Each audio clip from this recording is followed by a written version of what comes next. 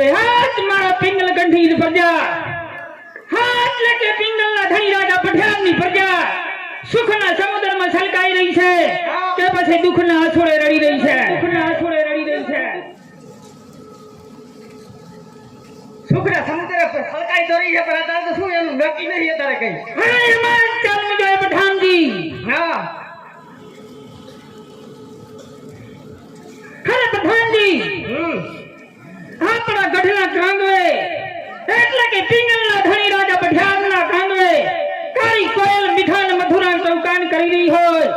ત્યારે શાસ્ત્રનું કેવું એમ થાય છે કે કોઈક રાજનો માણસ આપણા રાજમાં પ્રવેશ કરવા માંગે છે માટે ધ્યાન રહે પ્રધાનજી કે મારી રજા સિવાય ચકલું પણ ના ફરે પૂછે ચકી કે ચકિયા ચકવાનું